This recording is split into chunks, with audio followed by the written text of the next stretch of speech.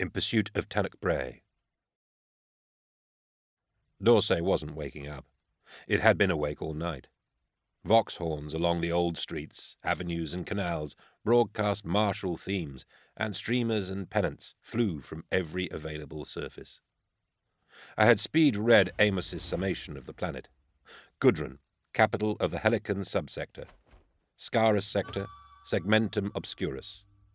Boasting a human culture for 3,500 years, feudally governed by powerful noble houses whose reach and power extended across 36 other worlds in the Helican subsector.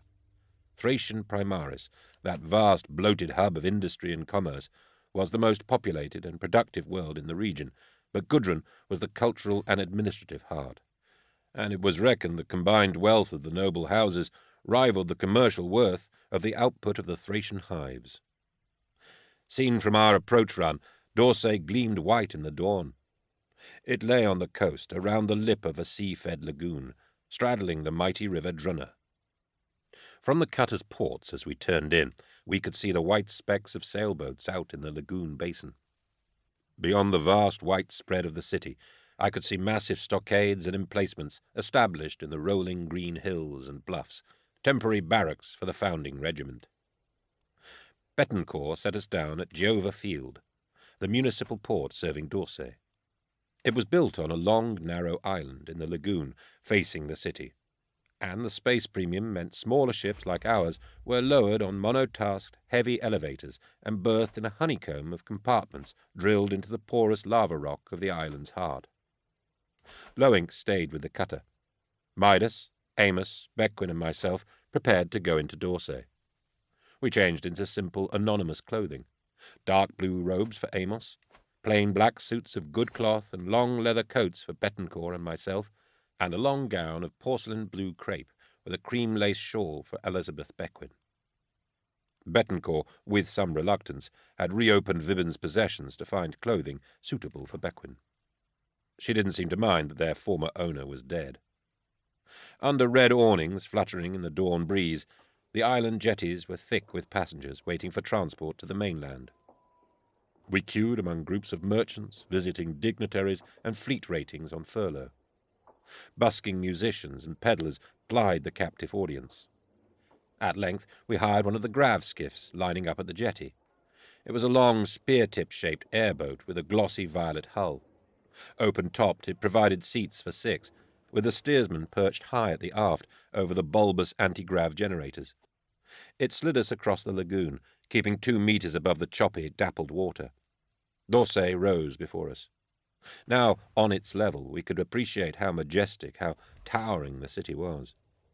Rising above the water on stilts formed of vast basalt stacks and pillars, the buildings were constructed from smoothly fitted cyclopean stone blocks, their facades lime-washed, their shallow roofs dressed with verdigreed copper tiles. Gargoyles yawned at gutter ends or curled around downpipes and drain sluices. Upper stories had balconies with railings made of tarnished copper. Many balconies also had canopies. Arched stone bridges and metal stairwalks linked neighboring buildings, sometimes across the water-filled streets themselves. Along the canal sides, stone walkways formed a water-level street for pedestrians. And there were many of those. The place was alive with movement, colour, and noise. Once we got into the city proper, our passage down the canals was slowed by other grav skiffs, water buses, private yawls, and motor-driven boats. Above us, at high traffic levels, speeders and atmospheric flyers buzzed back and forth. Everywhere we looked were banners celebrating Battle Fleet Scarus and the Gudronite Guard regiments, especially the 50th Rifles. Amos chattered to himself as usual, noting the elements of D'Orsay into his wrist slate, his hunger for accumulating knowledge unstinted. I watched him for a while, his nervous moves, his boyish glee at new details, his obsessive-compulsive tapping at his slate. The keypads of that battered old slate were worn smooth. Midas Betancourt was alert and sharp as always. He sat in the front of the grav skiff, soaking up details like Amos. But the details he noticed would be far more pertinent and immediately useful than my old savants. Beckwin simply sat back and smiled, the chop of the breeze fluttering her shawl. I doubted she could ever have come here under her own steam. Gudrun was the epicenter of the sub-sector culture, the big bright world she had always dreamed about, and of which she yearned to be a part. I let her have her fun. There would be hard work later. We took a suite of rooms at the d'Orsay Regency. I considered it expedient to have a base of operations on the mainland. Betancourt drilled out the door frames with a hand tool and installed locator bolts with built-in flash deterrents. We also wired the internal doorways. The house servitors were given strict instructions not to enter when we were absent. I stood on the heavy, lime-washed balcony, under a faded awning of purple canvas, and listened to the march of the Adeptes as it played out, distorted, from the speaker horns that dressed the street. The canal below was thick with traffic. I saw a skiff overladen with drunken guardsmen, all wearing their newly issued red and gold kits. Men of the 50th Gudrunite Rifles, raising hell and risking death by drowning as they enjoyed their last hours on their homeworld. In a few days they would be packed into a troopship and bound for who knew what horror, a sub-sector away. One of them fell into the canal as they tried to stagger ashore. His comrades dredged him out and baptized his head with the contents of a liquor bottle. Amos joined me and showed me a data slate map. "The Regal Bonded Merchant Guild of Synesius," he said. "Headquarters are 5 streets away." Guild Synesius owns some of the most imposing premises in the commercial district of d'Orsay. A spur of the Grand Canal actually fed in under the coloured glass portico of the main buildings, so that visiting traders could run their skiffs inside and disembark under cover in a tiled and carpeted reception dock. Our grav skiff carried us in, and we stepped out amid clusters of tall, thin, gowned traders from Messina, merchants from Samita in ludicrously heavy hats and veils, and obese bankers from the Thracian hives. I strode ashore and turned to offer Bequin my hand. She nodded courteously as she left the skiff. I hadn't briefed her much. The aristocratic airs and graces were her own spontaneous invention. Though I still loathed her, I admired her more with each passing moment. She was playing things perfectly.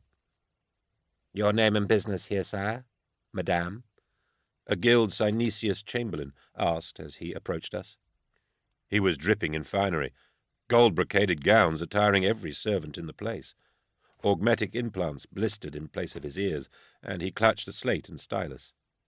"My name is Farchival, a merchant from Hesperus. This is Lady Farchival. We come to tender grain contracts with the high houses of this world, and we are told Guild Synesius will provide us the necessary brokerage." "Do you have a guild responser, sire?" "Of course. My contact was Simon Croats." "Croats." The chamberlain paused. "Oh, Gregor, I'm so bored," Bequin suddenly announced. "This is so very slow and dull. I want to cruise the canals again. Why can't we go back and deal with those spirited fellows at Guild Mensurae?" "Later, my dearest," I said, delighted and wrong-footed by her improvisation. "You have already visited another guild?" the chamberlain asked quickly. "They were very nice. They brought me Solian tea," Bequin purred. "Let me escort you both," the chamberlain said at once. "Simon Croats is, of course, one of our most valued envoys. I will arrange an audience for you forthwith. In the meantime, please relax in this suite. I will have Solian tea sent up directly." "And Nafar biscuits?" cooed Bequin. "But of course, madame." He swept out and closed the double doors of the luxurious waiting room behind him. Bequin looked at me and giggled. I confess, I laughed out loud. "What got into you? You said we were moneyed merchants who expected the very best. I was just earning my salary." "Keep it up," I said. We looked around the room. Gauze-draped windows 10 meters high looked out over the Grand Canal, but they were insulated to keep the noise out. Rich tapestries dressed the walls between Samita School oils that Maxilla would have loved to own. A burnished servitor brought in a tray of refreshments soon after that. It lowered it onto a marble-topped occasional table and trundled out. "Solian tea," Bequin squeaked, lifting the lid of the porcelain pot. "And Nafar biscuits," she added with a smile, through the crumbs of the first one. She poured me a cup, and I stood by the fireplace, sipping it, striking an appropriately haughty pose. The guild representative flew in through the doors a moment later. He was a small, spiky-haired man with flowing gowns and far too much jewellery. The guild Synesius brand mark was proudly displayed on his forehead. He was, the brand indicated, property. His name was Marcellus. "Sire Farcheval, madam, had I known you were visiting, I would have cancelled meats to be here. Forgive my tardiness." "I forgive it," I said, "but I'm afraid Lady Farcheval may be fast losing her patience." Beckwin yawned on cue. "Oh, that is not good. Not good at all." Marcellus clapped his hands, and servitors trundled in. "Provide the lady with whatever she requests," Marcellus told them. Vorder leaves?" she said. "At once," Marcellus instructed. "And a plate of birri truffles, sautéed in wine?" I winced. "At once, at once," Marcellus yelped, shushing the servitors out of the room. I stepped forward and put down my cup. "I'll be straight with you, sir. I represent grain merchants on Hesperus, a significant cartel of grain merchants." I handed him my holodent. It was fake, of course. Betancourt and Amos had run it up, using Amos's profound knowledge in general and his knowledge of Hesperus, gleaned from interviews with Maxilla in particular. Marcellus seemed impressed enough by my identification. "What sort of size cartel are we talking about, sire?" "The entire western continent." "And you offer?" I produced a sample tube from my pocket. "A gene-fixed strain of cereal that could be easily managed by many of your landowners now that their workforce is depleted. It is indeed a wonder." The servitors reappeared, delivering Beckwin's delicacies.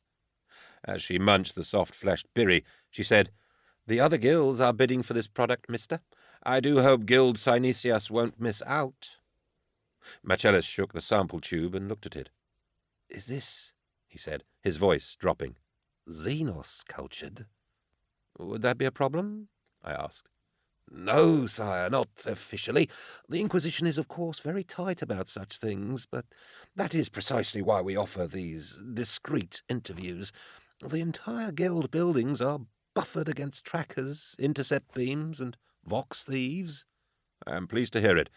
So a Xenos-cultured cereal strain would not be hard to market?" "Naturally not. There are collective enterprises eager for assured crop yields, especially those hot-housed by alien technology." "Good," I lied. "But I want the best return. Seaman told me that House Glor should be the first to approach." "Seaman?" "Seaman Croats? The Guild Synesius envoy I dealt with on Hesperus." "Quite so. You wish me to arrange a trade meeting with House Glor?"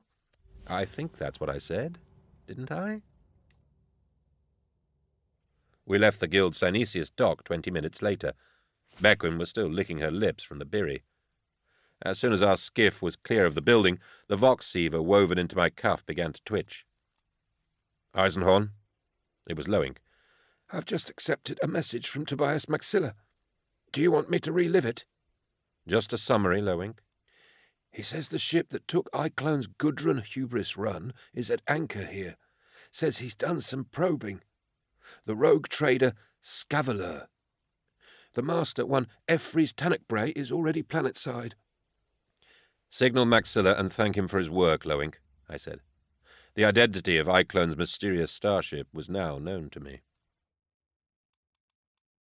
We were taking lunch at a commercial tavern overlooking the Bridge of Carnadons when Marcellus sent Sire Farcheval a private text message by Vox drone. The drone, an oblate metal unit roughly the size of a small citrus fruit, came buzzing into the dining terrace like a pollen insect, scudding from table to table at head height on its tiny repeller motors until it found me. Then it hovered, chimed, and beamed its holographic cargo against the side of my crystal tumbler, the crest of Guild Synesius, followed by a formal and obsequious text inviting Sire Farcheval and his entourage to a meeting at the Glor estate the following afternoon. We were to meet Marcellus at the Guild building at 4, where transport would be waiting. The drone continued to project the message until I broke the beam with a wave of my hand and made a quick verbal assent, which it recorded. Dismissed, it bumbled away with its answer. "How did it find us?" asked Beckwin. "A pheromonal trace," Amos replied. The guild building's master systems will have sampled you both during your visit, and then it would have come searching until it matched the record in its sensors. Vox drone messaging was common practice on higher-tech Imperial worlds like this. It gave me an idea. You say the guild seemed comfortable dealing with Xenos material, Betancourt was saying, raising his wineglass to sip. I nodded. We'll concentrate on House Glor for now. That's where our primary interest lies. But I'm not going to forget Synesius. When we're done, the full weight of the Inquisition will come to bear on their dealings.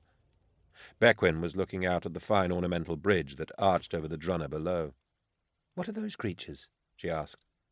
The stone effigies of great quadruped predators decorated each span of the old crossing. The beasts were huge, with powerful mastiff-like builds, brushed tails and long snouts, bristling with tusks. Carnodons, Amos said, once again delighted to be able to share his considerable knowledge. The heraldic animal of Gudrun. They feature in many crests and emblems hereabouts, symbolizing the noble authority of the world. Rare now, of course, hunted to near extinction. I believe only a few live wild now in the northern tundra. We have a day at our disposal, I told them, cutting through the idle talk. Let's use it well. Let's find this shipmaster, Tanakbray. Betancourt raised his eyebrows and was about to tell me how difficult that was going to be, until I explained my idea to him. We used a clerical bureau on a water street off the Ooskin Canal and paid for a Voxdrone message. I kept it simple, a brief inquiry to the master of the rogue trader Scaveler concerning the possibility of off-planet passage. The cleric serving me took my text and payment without comment, and loaded the message into one of the 36 Voxdrones that lay inert in a rack behind his seat. Then he accessed his data files, retrieved the pheromone trace for Tanakbray that the shipmaster had logged with the city administration at immigration, and installed that too. The selected drone rose, buzzed, and floated away out of the office. On the street outside, Betancourt fired up the motor of the air bike he had rented and made off after it. Chances were it would lead us to our quarry. If it gave Betancourt the slip, there was every reason to hope Tanakbray would come to us. He was a commercial merchant looking for business, after all. Amos, Bequin, and I followed in a public gravskiff, staying in Vox contact with Betancourt.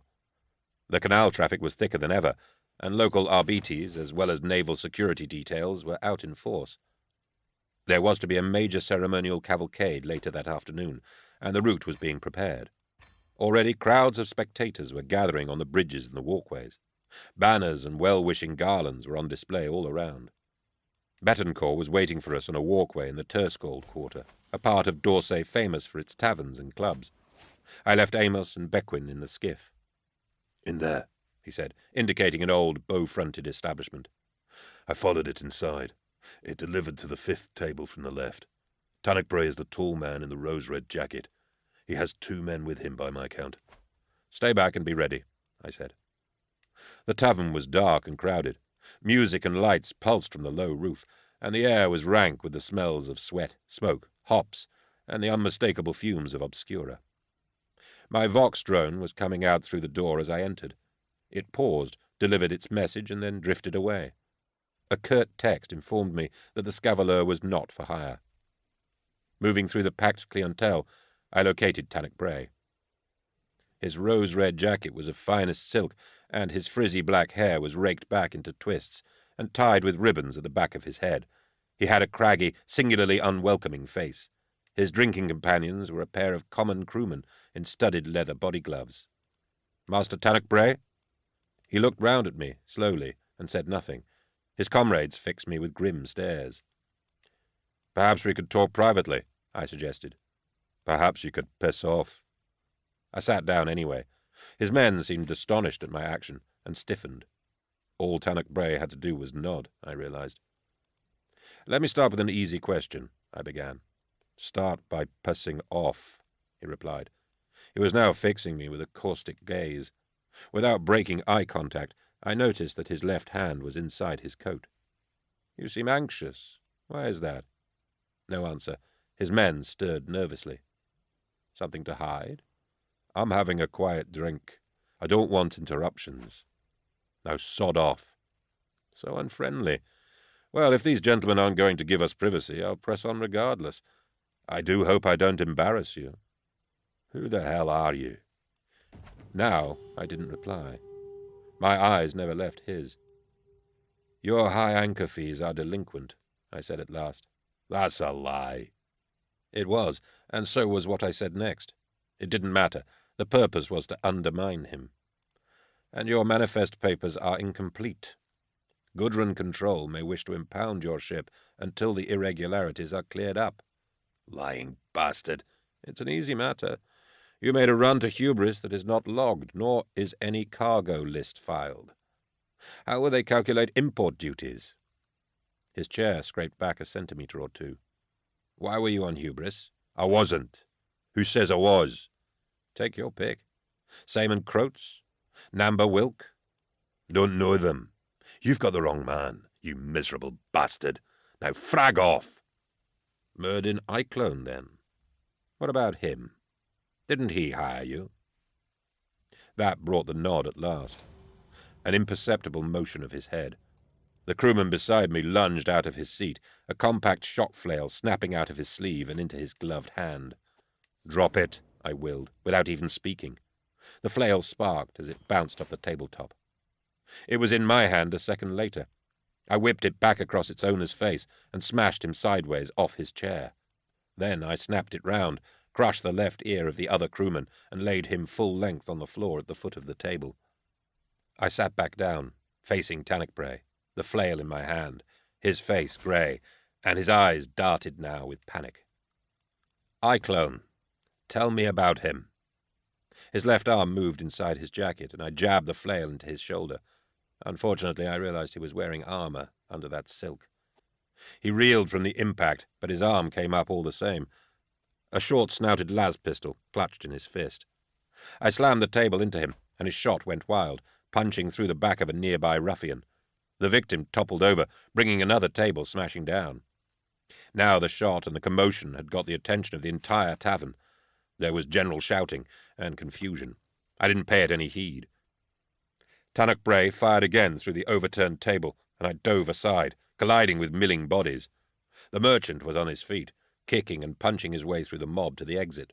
I could see Betancourt, but the mass of bodies prevented him from blocking Tannochbray. "Aside!" I yelled, and the crowd parted like hatch shutters.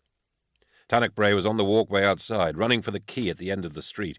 He turned and fired. Pedestrians screamed and ran. Someone was pushed into the canal.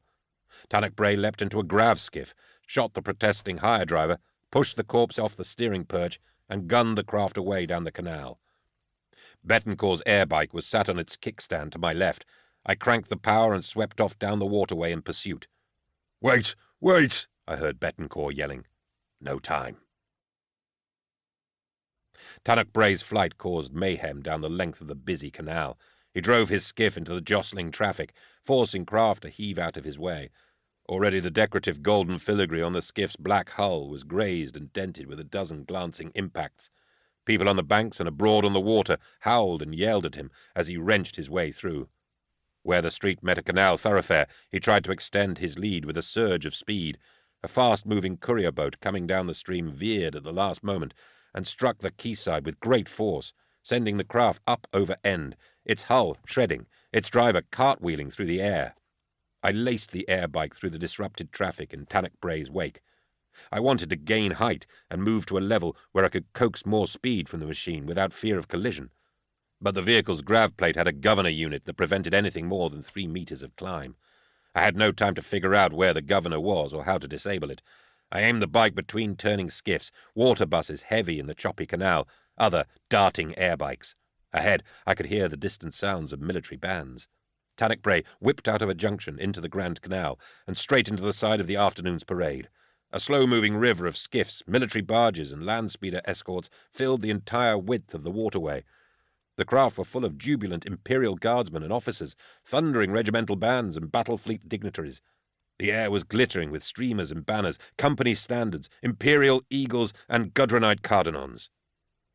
One entire barge bore a massive golden Carnadon sculpture to which whooping guardsmen clung. Garlands fluttered from the barrels of 1,000 brandished las rifles. The walkways and bridges of the Grand Canal were choked with cheering civilians. Tannock Bray's skiff smacked into the side of a troop barge, and angry yells and jeers were loosed at him as he tried to turn. From the shore, the crowd pelted him with fruit, stones, and other missiles. Cursing back at the angry soldiers, he slammed his skiff round the rear of the barge, trying to force his way across the canal. I was closing on him now, trying to avoid the displeasure of the mob. Hooters and sirens bayed at him from the parade boats as he jostled across their paths. A trooper from one barge leapt onto his skiff to waylay him, and Tannock Bray kicked him off into the water before he could get a good footing. That turned things even uglier. The noise of the booing and outrage was immense. The parade bunched up badly, and dozens of furious guardsmen pressed at the rails of their barges, trying to reach him. He over-revved the skiff to get clear of them, and struck against a raft carrying a company band. Several instrument players toppled with the impact, and the proud imperial anthem they had been playing dissolved in a cacophony of wrong notes and broken rhythms. Enraged troopers in a smaller skiff drew alongside him and rocked his craft dangerously as they tried to board. He pulled his handgun. His last mistake. I pulled up short and landed on the canal bank. There was no point in pressing the pursuit now. Tannock Bray got off 2 shots into the mob. Then 20 or more freshly issued las rifles on a neighbouring barge opened fire, smashing him and his stolen craft to pieces. The drive unit exploded, scattering hull fragments across the churning water. A curl of black smoke rose above the banners. The young conscripts of the 50th Gudronite Rifles had made the first kill of their military careers. Chapter 10. A conflict of jurisdiction. The House of Glore. Stalking secrets. Long after midnight, I was attempting to sleep in my bedchamber at the d'Orsay Regency. Beckwin and Amos had both retired to their own rooms hours before. Reflected light from the canal outside played a series of silver ripples across the ceiling of my twilit chamber. Aegis, Rosethorn. Betancourt's voxed whisper suddenly tapped at my ear. Rosethorn? Reveal. Spectres, invasive, spiral vine. I was already out of bed and into my breeches and boots, pulling my leather coat over my bare torso. I went out into the apartment lounge with my power sword in my hand. The lights were off, but canal reflections played in here too, creating a fluttering half-light. Betancourt stood by the far wall, a needle pistol in each hand. He nodded at the main door. They were good, and they were very quiet, but we could both see slight movement against the cracks around the doors, backlit by the hall light. A gentle vibration of the handle told me someone was springing the lock. Betancourt and I dropped back against the walls either side of the doors. We closed our eyes and covered our ears. Any forcing of the door would trigger the deterrent charges, and we didn't want to wind up blind or deaf. The door opened a crack. No flash charges roared. Our visitors had detected and neutralized the security countermeasures. They were even better than I first thought. A slender telescopic rod extended smoothly in through the crack. An optical sensor on the end slowly began to pan around, searching the room. With a nod to Betancourt, I moved forward, took hold of the rod and yanked hard. At the same moment, I ignited my power sword. A body crashed into the doors, dragged forward by my hefty pull on the spy stick, and came tumbling in. I leapt in to straddle the body, but despite his surprise, he writhed away with a curse and threw a punch. I had a vague impression of a tall, thickly built man in form-fitting leather. We flopped over together, wrestling, overturning a couch and knocking down a candle-stand. My opponent had a good grip on the wrist of my sword-arm. So I punched him in the throat with my left hand.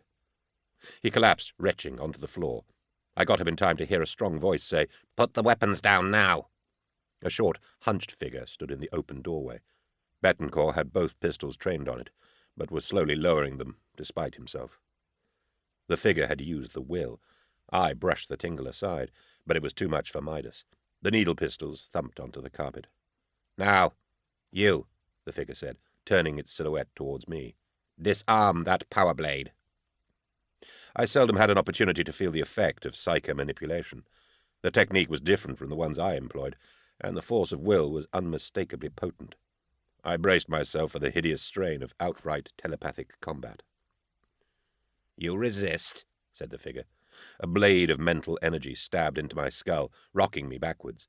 I knew at once I was fundamentally outclassed. This was an old, powerful, practiced mind. A second stab of pain, cutting into the first. The man I had left choking was now on his knees. Another psyker. More powerful than the first, it seemed, but with far less control or technique. His attack seared through my skull and made me bark out in pain. But I blocked him as I stumbled back and stung his eager mind away with a desperate, unfocused jab. The boiling psychic waves were rattling the windows and vibrating the furniture. Glasses shattered and Betancourt fell, whimpering. The hunched figure stepped forward again and dropped me to my knees with renewed mental assaults. I felt blood spurt from my nose. My vision swam. My grip on the sword remained tight. Abruptly, it stopped. Roused by the disturbance, both Amos and Bequin had burst into the room. Bequin screamed. Her psychic blankness, abruptly intruding on the telepathic maelstrom, suddenly blew the energies out, like a vacuum snuffing the heart of a fire. The hunched figure cried out and stumbled in surprise. I drove forward, grabbed him, and hurled him bodily across the chamber. He seemed frail, but surprisingly heavy for such a small mass. Betancourt recovered his weapons and lit the lamps. The man I had pulled through the doors was little more than a youth, big-built, with a long, shaved skull and a slit of a mouth. He was crumpled by the windows, semi-conscious. He wore a black leather body glove adorned with equipment harnesses. Bequin relieved him of his holstered sidearm. The other, the hunched figure, rose slowly and painfully, ancient limbs cracking and protesting. He wore long, dark robes. His thin hands were clad in black satin gloves. A number of gaudy rings protruded from the folds of the gown. He pulled back his cowl. He was very old. His weathered, lined face wizened like a fruitstone. His throat, exposed at the gown's neckline, betrayed traces of the augmetic work that undoubtedly encased his age-twisted body. His eyes blazed at me from their deep sockets with cold fury. "You have made a mistake," he said, wheezing. "A fatal one, I have no doubt." He produced a chunky amulet and held it up. The sigil it bore was unmistakable. "I am Inquisitor Commodus Vogue." I smiled. "Well met, brother," I said. Commodus Vogue stared at my rosette for a few lingering seconds, then looked away. I could feel the psychic throbbing of his rage. "We have a conflict of jurisdiction," he managed to say, straightening his robes. His assistant, now back on his feet, stood in the corner of the chamber and gazed sullenly at me. "Then let us resolve it," I offered. "Explain to me why you invade my apartments in the dead of night." "My work brought me to Gudrun 8 months ago. An ongoing investigation, a complex matter. A rogue trader had come to my attention, one ep3's Tanakbray. I had begun to close my net around him when he was scared into flight and got himself killed. Simple cross-checking revealed that a grain merchant called Farcheval had somehow been instrumental in that incident." "Farcheval is my cover here on Gudrun." "You see fit to play act and hide your true nature?" he said scornfully. "We each have our methods, Inquisitor," I replied.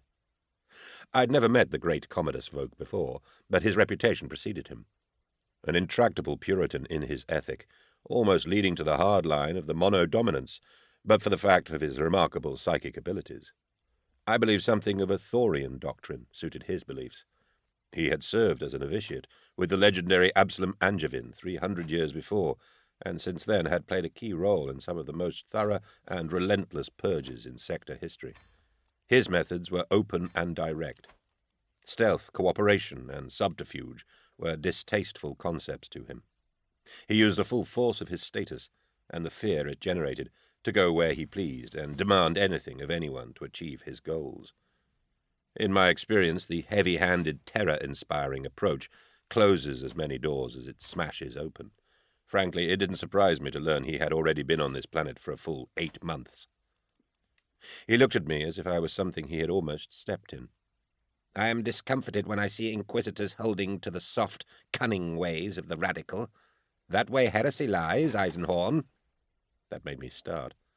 I consider myself, as I have reported, very much of the puritanical outlook.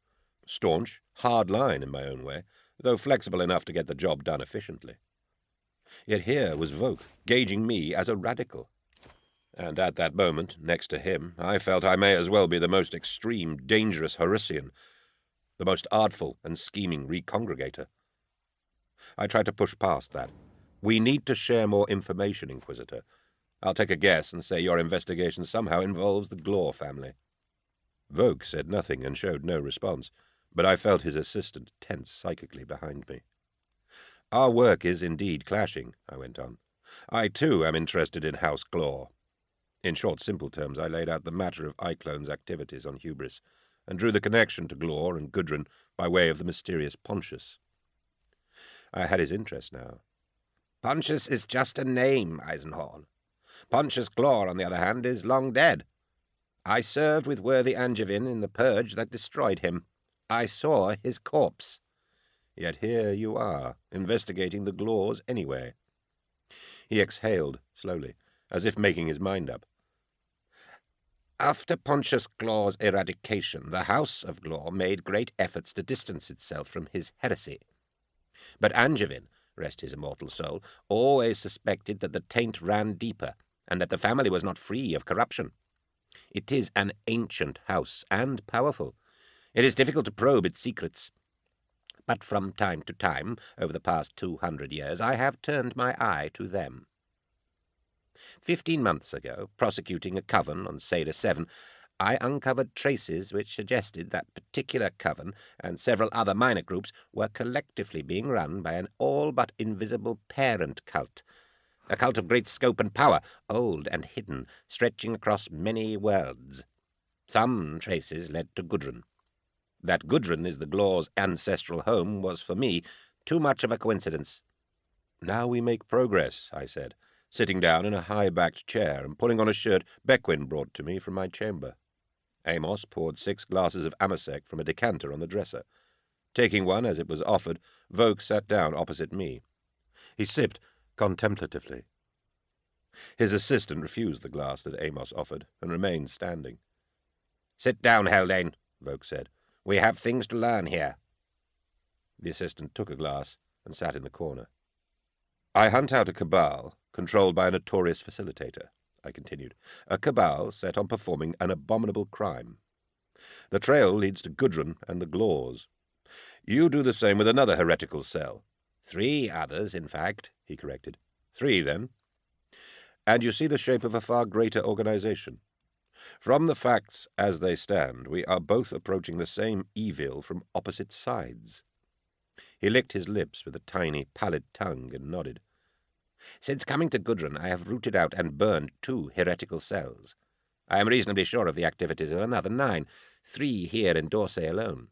I have allowed them to fester as I observe them. For months they have seemed bent on preparation for some event. Abruptly, a matter of weeks ago, their behavior changed.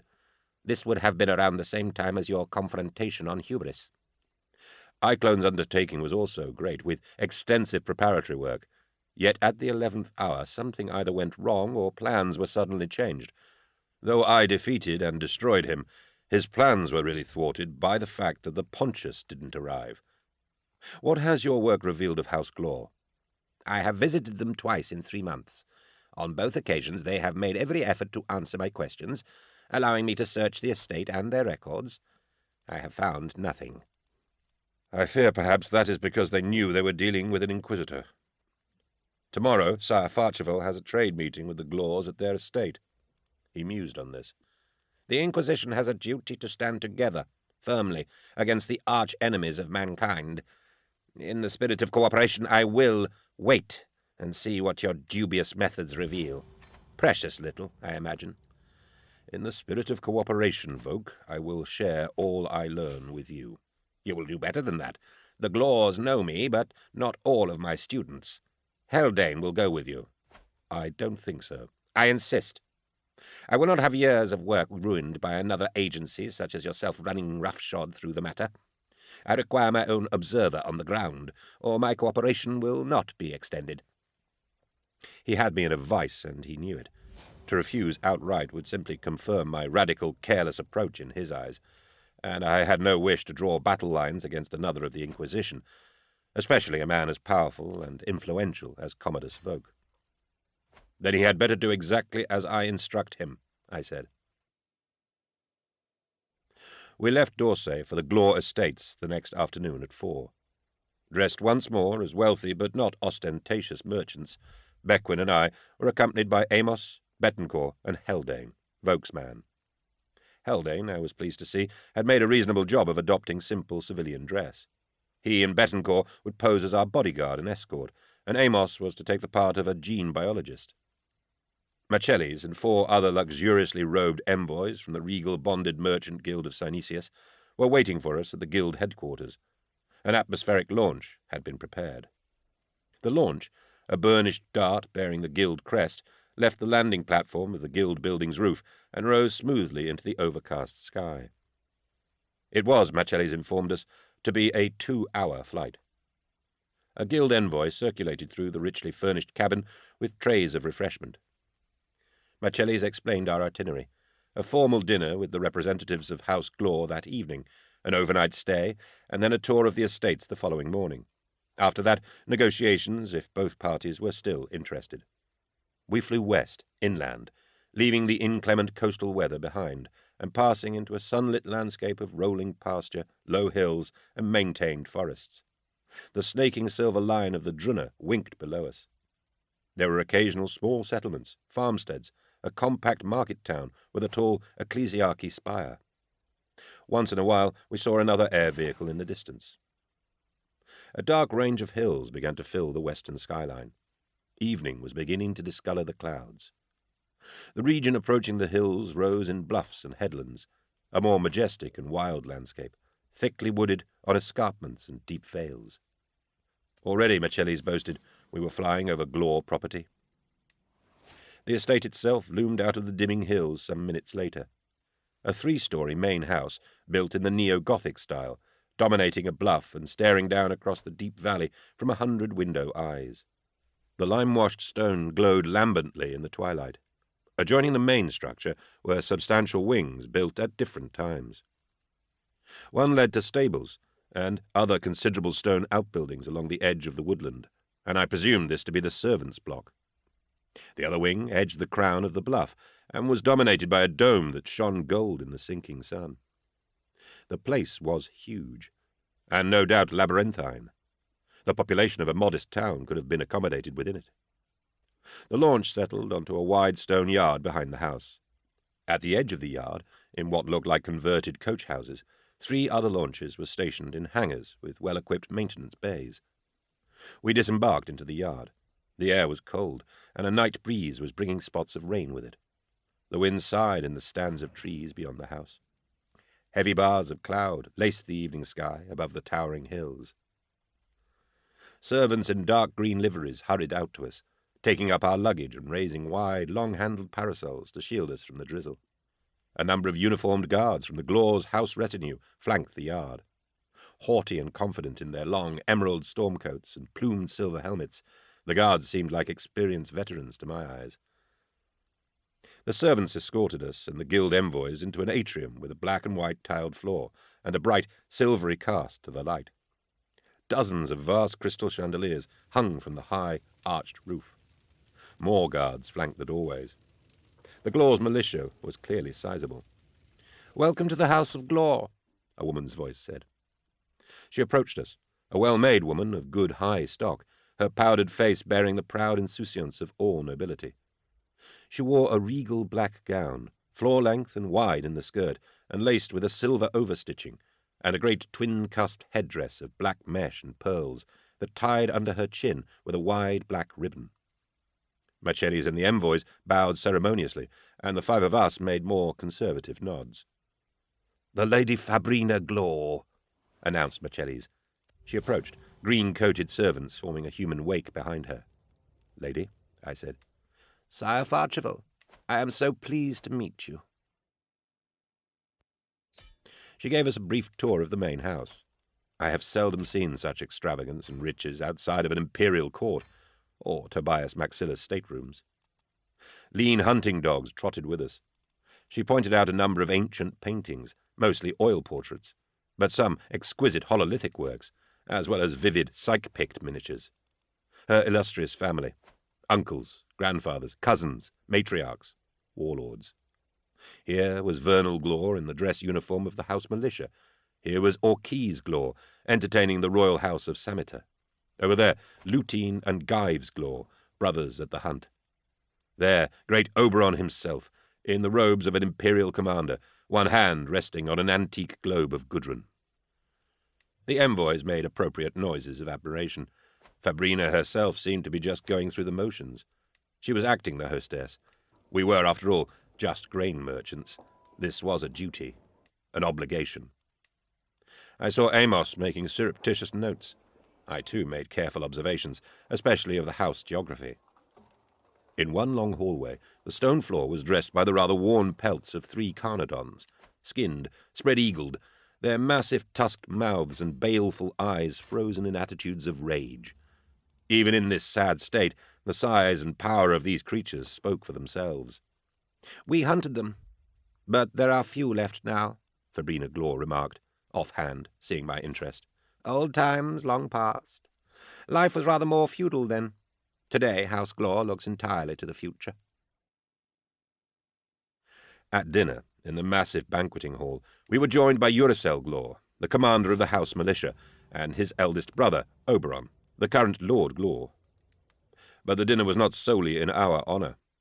A cousin of the Glaw family and his entourage were visiting from off-world, as were several other trade delegations and a wealthy shipmaster called Gorgone Locke.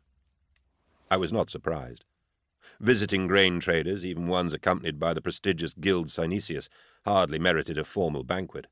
It was appropriate we should be honoured by our inclusion at a larger event. No doubt we were meant to be impressed. I attended with Bequin and Amos.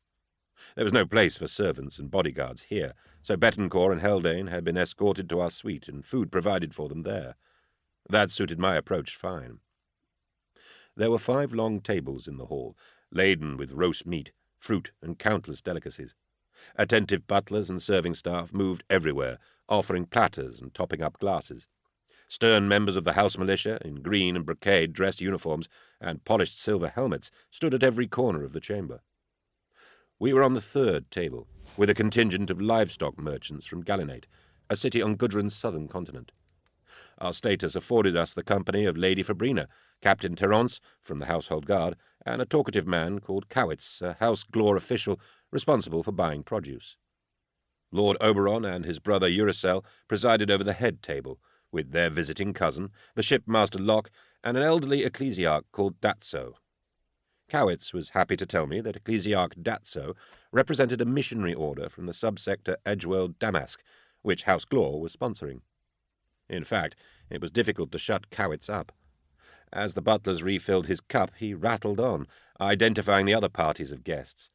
House Glaw had interests on worlds throughout the subsector, and regular banquets such as this oiled the wheels and kept things moving. Eventually, I managed to hand Cowitz off to Amos, the only man I knew capable of out-talking him. The two fell to complex discussion of the subsector balance of trade. I kept a close eye on the head table.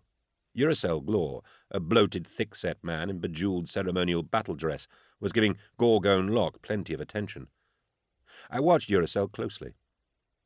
There was something about the man, not the least that his wide, puffy face and slick, lacquered hair made his resemblance to portraits of his infamous ancestor Pontius uncanny. He drank unstintingly and laughed a wet, loose laugh at the shipmaster's jokes. His fat, powerful fingers constantly pulled at the braided collar of his uniform jacket to ease his wide neck. Lord Oberon was a taller, leaner man with generous, cliff-like cheekbones rising above a forked goatee. The familial characteristics of the Glaw line were plain in his physiognomy, but he was more regal and distinguished, and lacked the dissolute languor of his younger sibling.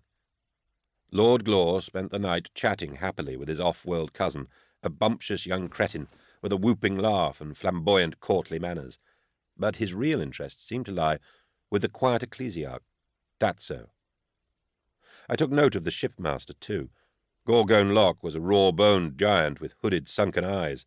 He had long red hair, tied back and beaded, and his jutting chin was peppered with silver stubble.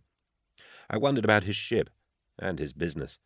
I would contact Maxilla and make inquiries. The banquet lasted until past midnight. As soon as was polite, we retired to our rooms. The Glaws had given us a suite of rooms in the west wing. Outside, the wind had got up and was making plaintive sighs down the old chimney flues and open grates. Rain pattered against windows, and doors and shutters twitched and knocked in the draughts. Haldane was alone in the suite's sitting room when we came back. He had several data slates open for study on a table and looked up as we came in. "Well?" I asked him. He and Betancourt had run sweeps of the immediate wing whilst we had been dining. He showed me the results. Most of the rooms were spy-wired with Vox thieves and a few pict sensors, and there was a complex infrastructure of alarm systems. Haldane had set up a small jammer to blind the spyware in our suite. "Comparisons," he said, showing me an overlay of 2 charts on a data slate. "The green areas show the parts of the building my master gained access to during his visits." Voke had been obliging enough to supply me with reports of his inspections. "We can overlay in red the results of the sweeps your man and I have managed to make this evening." There were considerable discrepancies. Voke may have opened every door he could find, but this showed me ghost areas that he had not gained access to because he hadn't known they were there. "These are cellars?" I asked. "Underground rooms, certainly," said Haldane. He had a soft, sickly voice that seemed to seep from his slit-like mouth. "Adjoining the wine vaults." The drapes billowed in as an exterior window opened. Betancourt, his hooded black body glove wet with rain, climbed inside. He pulled off his grip gloves and boots and unstrapped his equipment harness. "What did you find?" Dripping and cold, he took a glass of spirits Beckwin brought him and showed me his scanner pad. "The roof is lousy with alarms. I didn't dare probe too far, even with my jammers and sensors. There are rooms under the east wing that Inquisitor Vogue didn't know about. A network of tunnels seems to link them to the west wing under the courtyard." I spent a few more minutes running through the details, and then went into my room to change. I put on a heat-insulated body glove of matte black plastic weave, with a tight-fitting hood and supple gloves. Then I strapped a webbing harness around my torso and filled the integral pouches with a compact scope, a set of multi-keys, a folding knife, 2 spools of monofilament wire, a tubular torch, 2 jamming units, and a scanner pad. I secured my Vox unit's earpiece under my hood, buckled an auto pistol into the rig strapped across my chest, dropped 2 spare clips into a thigh pouch, and finally placed my inquisitorial rosette in my hip pocket. This was an endeavour that risked discovery. The rosette would be my joker, to be played if it became necessary. I went back into the sitting room and laced on the grip gloves and grip boots that Betancourt had been using. "If I'm not back in an hour, you can start to worry," I told them. Outside. Blackness, rain, and the assault of the wind. The outside wall of the great house was soaked and old, the lime wash crumbling in places. I had to test every move I made to make sure the overlapping teeth of the grip pads on my hands and feet were secure. I moved along the side of the house, feeling my way, until I was able to crouch on an outcrop of guttering. I taped Betancourt's data slate to my left forearm for easy reference. The tiny backlit screen showed a 3-dimensional model of the building, and an inertial locator built into the slate moved the map and kept my current location centered. Over the downpour, I heard feet crunching gravel, 2 stories below. I clung to the bricks and tapped off the slate so that the screen glow wouldn't give me away. 2 men from the house militia, huddled in foul weather capes, passed below me, lit by the windows on the ground floor. They took shelter in a doorway porch, and shortly after that I saw the flash of an igniter, or match. Presently, the cloying odour of obscura drifted up to me. They were almost directly below my perch, and I didn't dare move until they were gone. I waited. My joints were going numb from the cold and from the hunched position I had been forced to adopt simply to stay on the gutter. The rain grew still heavier, and the wind swished the invisible trees of the steep woods behind the house. I could hear the men chatting, an occasional laugh. This wouldn't do. I was losing time and the feeling in my legs. I focused, drew in a calming breath, and reached out with the will. I found their minds, 2 warm traces in the cold below me. They were soft and blurred, their responses undoubtedly slowed by the opiate effects of the obscura. Difficult minds to plant strong suggestions in, but vulnerable to paranoia. I drove in with the will, toying gently with their anxieties. Within seconds, they started from the cover of the porch, hissing animatedly at each other, and headed off at a trot across the yard. Relieved, I moved down the wall, bracing my weight against a jutting window ledge as I found footholds around a downpipe bracket. On the ground, I hugged the shadows of the west wing and moved down the yard. Betancourt's careful reconnaissance had shown up laser trips around the gatehouse, and others that extended from the edges of the border beds to the basin of a fountain in the yard. Though I could not see them, they were precisely marked on the slate, and I simply stepped over each in turn, all except the last, which ran at waist height and which I ducked under. My goal was the launch hangars on the far side of the rear yard. The sweeps had shown up an access point to the cellar network there. Betancourt had located others, but they were all in private areas of the house, or in staff sections, such as the scullery, the cold store, and the meat pantries. The shutter doors of the launch hangars were closed, and the lights off within. I gripped my way up the outside stone and up along the shallow tiled roof. At the summit of each hangar roof was a metal box vent designed to expel exhaust fumes. With my folding knife, I prized a louvred metal panel away and slid into the duct, feet first. The short metal funnel of the duct was open below me, and I looked down at the top of a parked launch. A short drop, and I was crouching on the back of the vehicle in the dim garage. I got off the craft and went around behind it. A small wall hatch led through into a servicing workshop, which then opened into a parts store. The ferrocrete floor was spotted with oil, and I had to move carefully in the dark to avoid knocking into obstructions such as lathes, tool trolleys, and dangling hoist chains. I checked the slate. The access way was at the rear of the parts store. This store was taking itself much more seriously. A tamper-proof ceramite seal, a tumbler alarm, and a keypad for entry codes. I sighed, though I hadn't expected this to be easy. I would need to tape a jammer to the latch to avoid tripping any alarm or access signal. Then it would be a job for the scanner to search and configure a usable code. 10 minutes' work if I was lucky. Hours if not. I pulled off my grip gloves so I could more easily manipulate the tools, and paused. An idea struck me. My mentor, the mighty Hapshant, had lacked psychic skills of his own, a dyed-in-the-wool mono-dominant, Emperor love him. But he had been a firm believer in gut instinct. He told me a servant of the Emperor could do worse than trust a flash of instinct. In his opinion, the Emperor himself placed such feelings there. I tapped the word De Sumner into the pad. The lock cycled, and the door opened. A clean, warm, well-ventilated staircase, significantly newer than the main structures of the estate, took me down into the cellar system. There was a caged lamp every 3 meters down the wall. By the chart and my estimation, I was some 10 meters underground, moving beneath the east wing. I removed my hood to hear better. De Sumner opened another hatch, and I entered a long hall with hatch doors along one side. One stood open, and I could hear voices and smell smoke. I edged along and skirted the hatch so I could peer in. "Secured with 2 weeks," a voice was saying. "Said that month ago," another snorted. "What's the matter? You trying to inflate your fee?" The room was some kind of lounge or study. Books and slates were racked with archive-like precision in wooden stacks along the walls. Soft light glowed from pendant lamps, and also from a number of sealed glass-topped caskets in front of the shelving. They reminded me of the protective controlled environment units imperial libraries used to display especially ancient and valuable texts. The room was carpeted, and as I craned round, I could see 4 men sitting around a low table in throne-like armchairs. One had his back to me, but from the folds of his coat falling over the chair's arm, I was certain it was Uracel Glor. Facing him, sitting back in his chair, was the shipmaster, Gorgone Locke. The other 2 I didn't know, but I had a feeling they'd both been at the dinner.